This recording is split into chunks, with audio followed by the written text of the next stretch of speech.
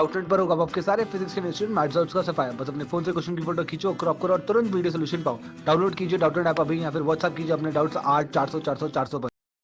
इस प्रॉब्लम में हमसे कहा जा रहा है कि दो लार्ज वर्टिकल वॉल्स हैं, वॉल ए और वॉल बी, जो कि एक दूसरे के पैरेलल हैं और दोनों के बीच का सेपरेशन है 10 मीटर्स।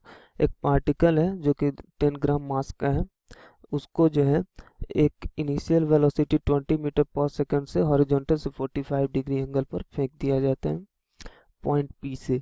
ठीक है। और पॉइंट पी ऐसा है कि ए पी का जो डिस्टेंस हो जाता है वो 5 मीटर हो जाता है, यानी कि मिडवे से फेंका जाता है। वाल ए और वाल बी के बीचों बीच से फेंक दिया जाता है। Plane of motion of the particle is vertical and perpendicular to the walls. ठीक है, तो ये प्लेन ऑफ पेपर पे ही जो है इसका मोशन हो रहा है। Assuming that all the collisions are perfectly elastic, सभी कोलिजन्स परफेक्टली इलास्टिक हैं। हमें फाइंड करना है कि मैक्सिमम हाइट जो पार्टिकल अटेन करेगा वो कितना होगा। ठीक है। अच्छा, अ, और हमें ये भी पता करना है कि टोटल नंबर ऑफ कॉलिजन्स कितने होंगे वॉल्स के साथ। उसके बॉल का वॉल्स के साथ मैक्सिमम नंबर ऑफ कॉलिजन तब तक कितना होगा जब तक कि वो ग्राउंड को हिट करता है।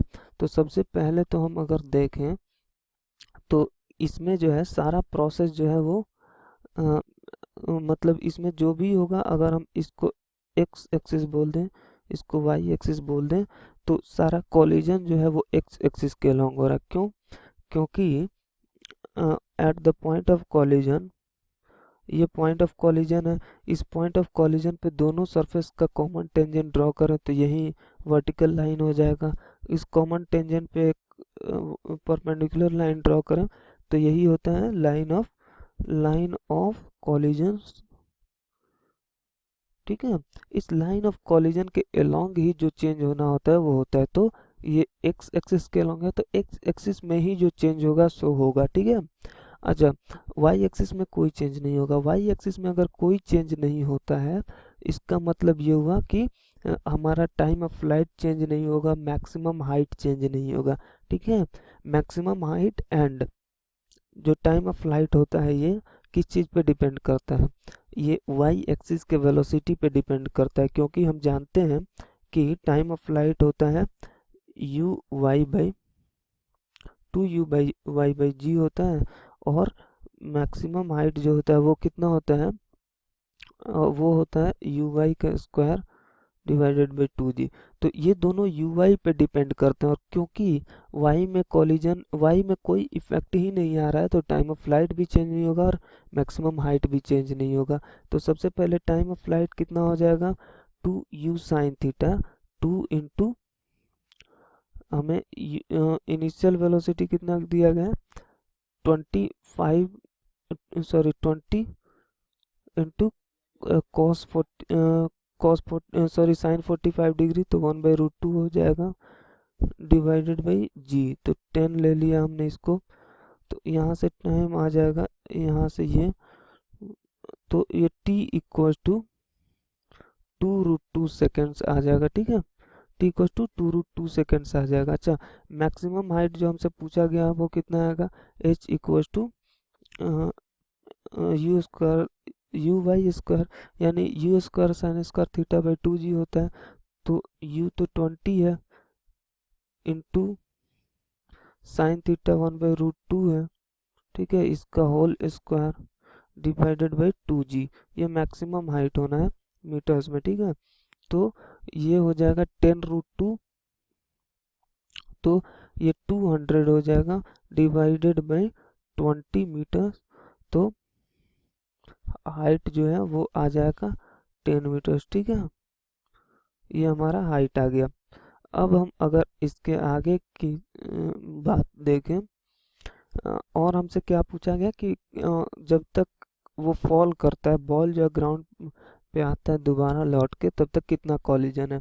तो अगर हम देखें तो हमें, क्योंकि दिया गया है कि सभी कॉलिजन्स इलास्टिक हैं, तो कॉलिजन के बाद केवल और केवल जो बॉल का वेलोसिटी है एक्स में, केवल वेलोसिटी का डायरेक्शन चेंज होगा, केवल वेलोसिटी का डायरेक्शन चेंज होगा उसका मैग्नीट्यूड चेंज नहीं होगा। तो मैग्नीट्यूड चेंज नहीं होगा, इसका क्या मतलब हुआ कि वो उस वो एक कॉमन प्रोजेक्टाइल में जितना रेंज ट्रेवल करता है उतना ही डिस्टेंस ट्रेवल करेगा, डिस्टेंस उतना ही ट्रेवल करेगा, बस अ, उसके डायरेक्शंस चेंज होते रहेंगे, ठीक है। तो टोटल डिस्टेंस जो ट्रेवल करता है वो कितना होता है कॉमन प्रोजेक्टाइल में, u square sine 2 theta divided by g होता है। तो ये 400 साइन 90 तो 1 हो जाएगा डिवाइड बाई 10 मीटर्स, तो 40 मीटर से ट्रेवल करेगा, ठीक है। तो अब हम देख रहे हैं कि ये 5 मीटर्स पे है, 5 मीटर से यहाँ तक जाने में मतलब सॉरी ये पी में है, पी से बी तक जाने में 5 मीटर्स ट्रेवल किया तो पहला कॉलिजन हुआ।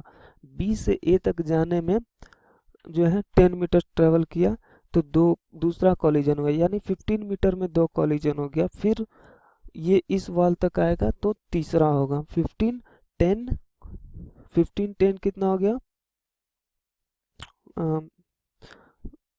15 10 25। फिर यहाँ से यहाँ तक आने में 10 मीटर और, तो यहाँ चौथा कॉलिजन हो। पहला यहाँ हुआ 5 पे, 15 पे दूसरा, 25 पे तीसरा, 35 पे चौथा, ठीक है। और 35 पे चौथा होगा और उसके बाद जो है बीच में आके कहीं गिर जाएगा, तो 4 ही वॉल्स के साथ 4 ही कॉलिजन होगा।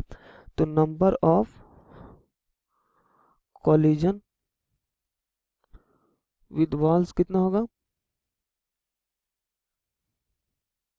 इक्वल टू 4, ठीक है। तो ये हमारा आंसर हो गया।